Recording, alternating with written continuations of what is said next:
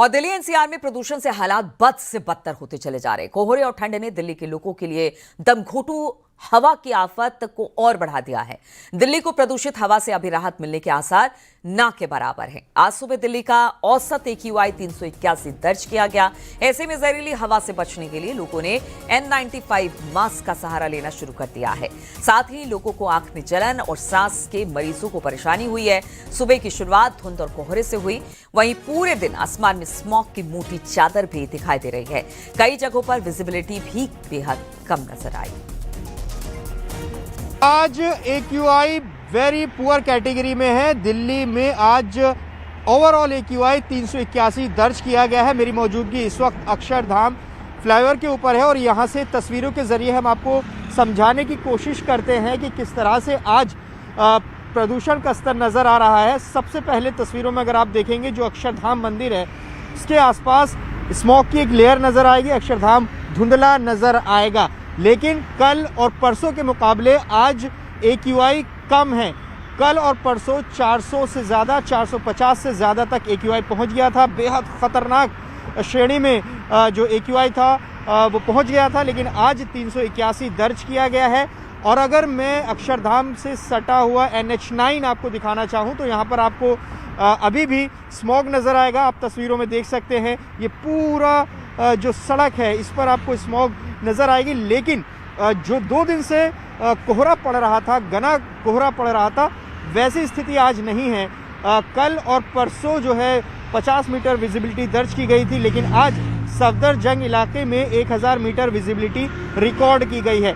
इस NH9 के ऊपर एक बार ज़रा खादर की तस्वीर भी दिखाने की कोशिश अगर हम करें आपको तो वहाँ पर भी स्थिति यही बनी हुई है। लेकिन जो AQI है दिल्ली में आज 400 से नीचे आया है, लेकिन अभी भी बेहद ख़राब श्रेणी में है। अभी भी वो उस तरह से है कि आपकी सेहत के लिए बहुत हानिकारक है। तो ऐसे में तमाम जो एहतियात है वो इस पोल्यूशन को लेकर बरते जाने चाहिए और आप भी अगर घर से निकलते हैं तो मास्क पहने। लेकिन इस AQI के बढ़ने की वजह से जो ग्राफ 4 लगाया गया था वो अभी भी लागू है।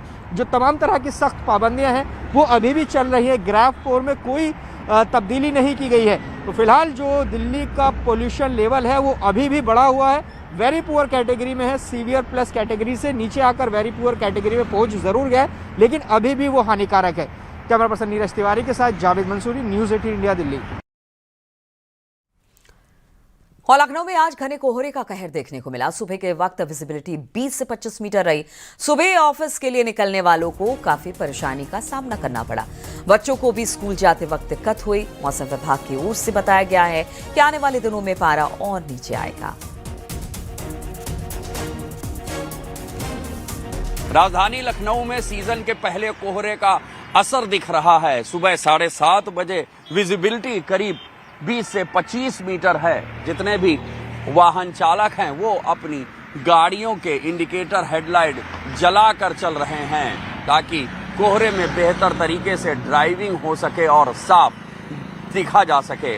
तमाम लोग ऐसे हैं जो डिफॉगर का इस्तेमाल कर रहे हैं, कोई अपनी गाड़ी की फॉग लाइट भी जलाए हुए है और टेम्परेचर में भी खासी गिरावट महसूस की जा सकती है। मौसम विभाग की ओर से भी ये चेतावनी दी गई है कि आने वाले दिनों में कोहरे का असर बढ़ेगा तो वहीं ठंड भी बढ़ेगी।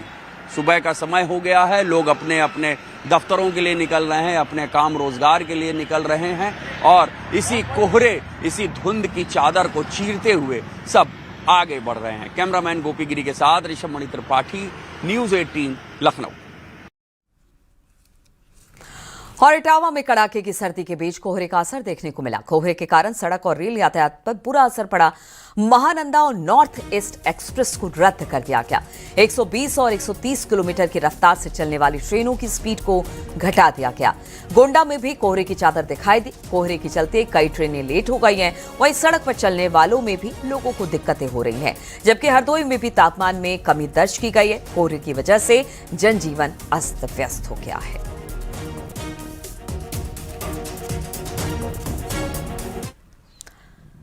कानपुर में भी घने कोहरे के साथ साथ शीतलहर से लोगों की परेशानी बढ़ गई है।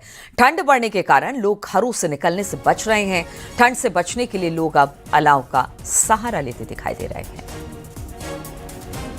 ठंड और कोहरे की चादर में शहर अब लिपटने लगा है। यही वजह है कि तापमान में भी अब गिरावट देखने को मिल रही है। पिछले 2 दिन से लगातार उत्तर प्रदेश का कानपुर जनपद टॉप 3 में आ चुका है। इस वक्त न्यूज़ 18 टीम आप देख सकते हैं कि कानपुर के विजयनगर में जहां कोहरे की चादर में शहर किस तरह लिपटा हुआ है, ठंड और ठिठुरन बढ़ी है, गलन बढ़ी है और कोल्ड वेव्स भी बढ़ी हैं। ये सुबह का वक्त है, आमतौर पर सूरज दिख जाते हैं, सूर्यदेव के दर्शन हो जाते हैं, मगर सुबह से बादल छाए हुए। अगर मौसम विभाग की माने तो अब तापमान में और गिरावट आएगी, ठंड बढ़ेगी, गलन बढ़ेगी और ऐसे में देखिए लोगों ने गमछे पहनना शुरू कर दिया है। और ठंड से भैया ठंड कितनी है, कितना दिक्कत हो रही है? अरे बहुत दिक्कत हो रही अचानक है, मौसम बढ़ा है। अचानक हो गया। देख सकते हैं कि लोगों ने कंटोप लगाए, किसी ने ठंड से बचने के लिए कोई चाय की दुकानों पे खड़ा है। देखिए मफलर लगाए। बाबूजी ठंड कितनी लग रही है? ठंड बढ़ गई है, कोहरा बढ़ गया, अचानक आज सुबह बढ़ी है। देखिए ठंड और कोहरे का साफ तौर है कि गाड़ियों पे लोग लाइट जला के निकल रहे हैं, चाहे बाइक्स हो चाहे कार हो, और ये ठंड का असर साफ तौर पर देखना, अगर मौसम विभाग की माने तो ये ठंड कहीं ना कहीं सांस और हृदय के रोगियों के लिए हानिकारक बताई जा रही है। आशीष पांडे के साथ अमित गंजू, न्यूज़ 18 कानपुर।